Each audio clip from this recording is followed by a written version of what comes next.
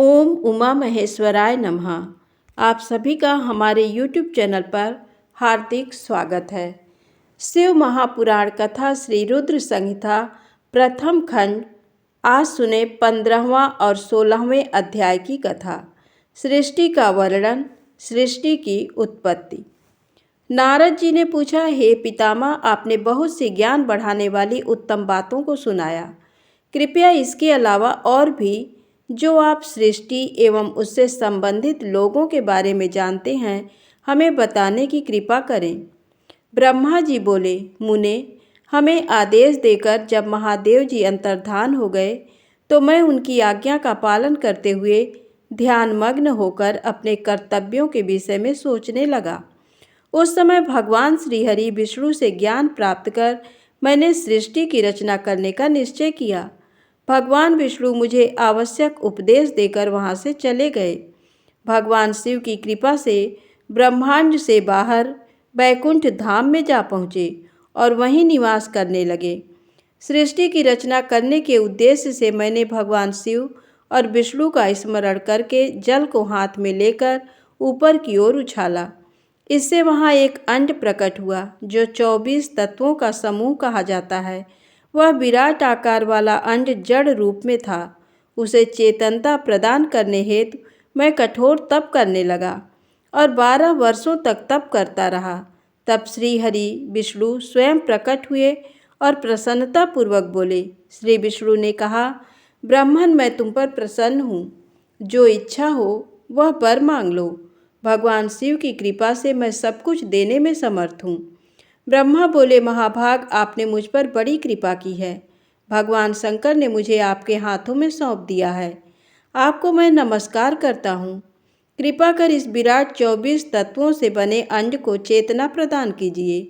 मेरे ऐसा कहने पर श्री विष्णु ने अनंत रूप धारण कर अंड में प्रवेश किया। उस समय उनके सहस्रों मस्तक, सहस्र आँखें और सहस्र पैर थे। उनके अंड में प्रवेश करते ही वह चेतन हो गया। पाताल से सत्यलोक तक अंड के रूप में वहाँ विष्णु भगवान विराजने लगे। अंड में विराजमान होने के कारण विष्णु जी बैराज पुरुष कहलाए। पंचमुख महादेव ने अपने निवास हेतु कैलाश नगर का निर्माण किया। देवर्षि संपूर्ण ब्रह्मांड का नाश होने पर भी बैकुंठ और कैलाश अमर रहेंगे, अर्थात इनका नाश नहीं हो सकता।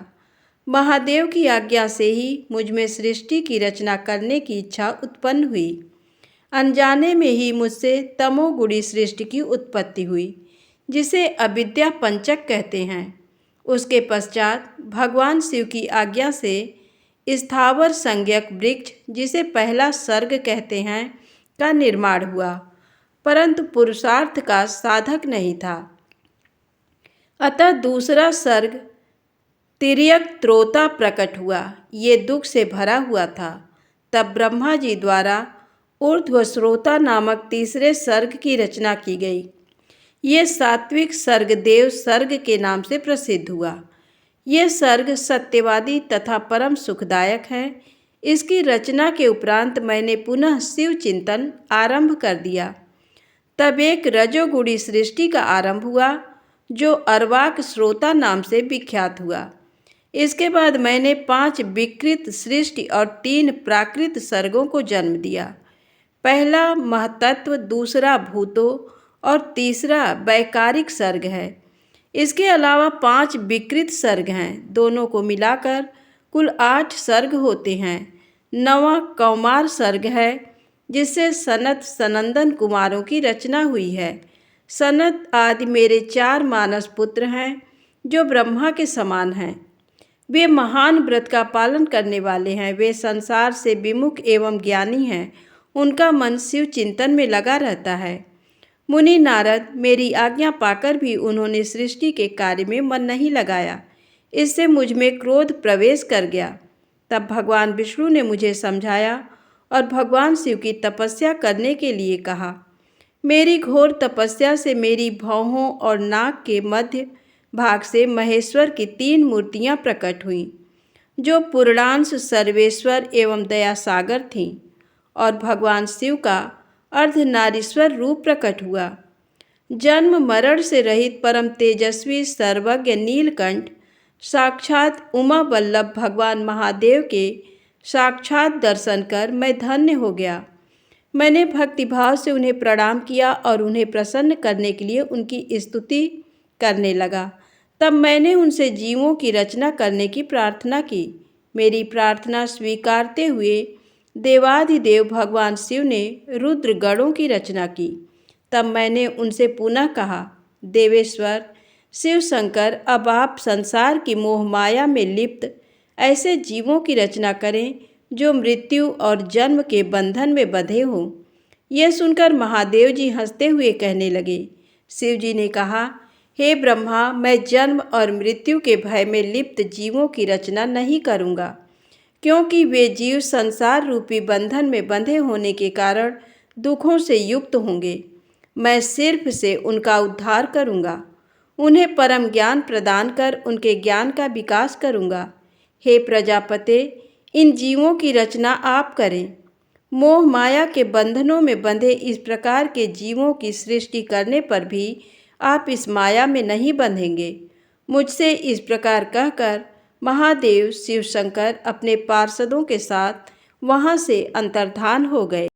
ब्रह्मा जी बोले, नारद, शब्द आदि पंचभूतों द्वारा पंचकरण करके उनके स्थूल आकाश, वायु, अग्नि, जल और पृथ्वी, पर्वत, समुद्र, वृक्ष और कला आदि से युगों और कालों की मैंने रचना की तथा और भी कई पदार्थ मैंने बनाए। उत्पत्ति और विनाश वाले पदार्थों का भी मैंने निर्माण किया है। परंतु जब इससे भी मुझे संतोष नहीं हुआ तो मैंने माँ अम्बा सहित भगवान शिव का ध्यान करके सृष्टि के अन्य पदार्थों की रचना की और अपने नेत्रों से मरीच को, हृदय से भृगु को, सिर से अंगिरा को, कान से मुनिश्रेष्ठ पुलह को, उदान से पुलस्त्य को, समान से वशिष्ठ को, अपान से कृतु को, दोनों कानों से अत्रि को, प्राण से दक्ष को और गोद से तुमको, छाया से कर्दम मुनि को उत्पन्न किया। सब साधनाओं के साधन धर्म को भी मैंने अपने संकल्प से प्रकट किया। मुनिश्रेष्ठ, इस तरह साधकों की रचना करके महादेव जी की कृपा से मैंने अपने को कृतार्थ माना। मेरे संकल्प से उत्पन्न धर्म मेरी आज्ञा से मानव का रूप धारण कर साधन में लग गए। इसके उपरांत मैंने अपने शरीर के विभिन्न अंगों से देवता व असुरों के रूप में अनेक पुत्रों की रचना करके उन्हें विभिन्न शरीर प्रदान किए। तत्पश्चात भगवान शिव की प्रेरणा से मैं अपने शरीर को दो भागों में विभक्त कर दो रूपों वाला हो गया। मैं आधे शरीर से पुरुष व आधे से नारी हो गया। पुरुष स्वयंभू मनु नाम से प्रसिद्ध हुए एवं उच्च कोटि के साधक कहलाए। नारी रूप से शतरूपा नाम वाली योगिनी एवं परम तपस्विनी स्त्री उत्पन्न हुई।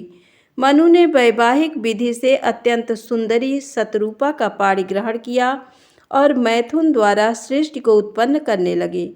उन्होंने शतरूपा से प्रियव्रत और उत्तानपाद नामक दो पुत्र तथा आकुति, देवहूति और प्रसूति नामक 3 पुत्रियां प्राप्त कीं।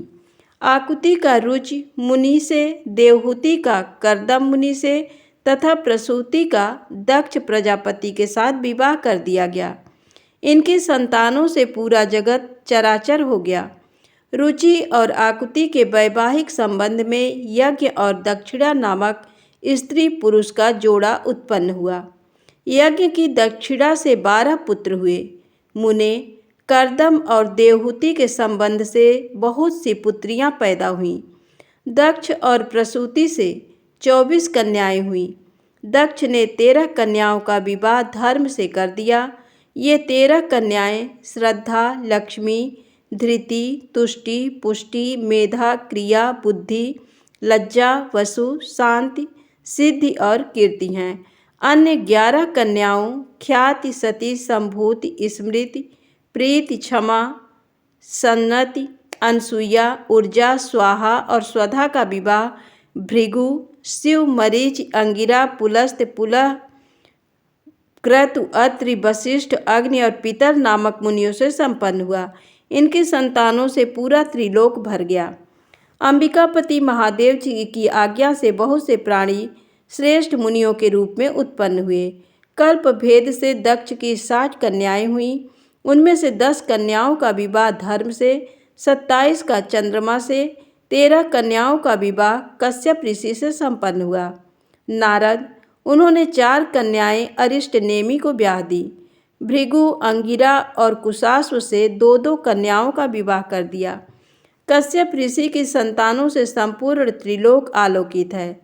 देवता, ऋषि, दैत्य, वृक्ष, पक्षी, पर्वत तथा लताएं आदि कश्यप पत्नियों से पैदा हुए हैं।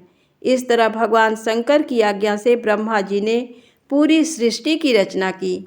सर्वव्यापी शिव जी द्वारा तपस्या के लिए प्रकट देवी, जिन्हें रुद्रदेव ने त्रिशूल के अग्रभाग पर रखकर उनकी रक्षा की, वे सती देवी ही दक्ष से प्रकट हुई थी। उन्होंने भक्तों का उद्धार करने के लिए अनेक लीलाएं की। इस प्रकार देवी शिवा ही सती के रूप में भगवान शंकर की अर्धांगिनी बनी, परंतु अपने पिता के यज्ञ में अपने पति का अपमान देखकर उन्होंने अपने शरीर को यज्ञ की अग्नि में भस्म कर दिया। देवताओं की प्रार्थना पर ही वे माँ सती पार्वती के रूप में प्रकट हुईं और कठिन तपस्या करके उन्होंने पुनः भगवान भोलेनाथ को प्राप्त कर लिया। वे इस संसार में कालिका, चंडिका, भद्रा, चामुंडा, विजया, जया, जयंती, भद्रकाली, दुर्गा, भगवती, कामाख्या, कामदा, अम्बा, मृडानी और सर्वमंगला आदि अनेक नामों से पूजी जाती हैं। देवी के ये नाम भोग और मोक्ष को देने वाले हैं। मुनि नारद, इस प्रकार मैंने तुम्हें सृष्टि की उत्पत्ति की कथा सुनाई है। पूरा ब्रह्मांड भगवान शिव की आज्ञा से मेरे द्वारा रचा गया है। ब्रह्मा, विष्णु और रुद्र आदि तीनों देवता उन्हीं महादेव के अंश हैं।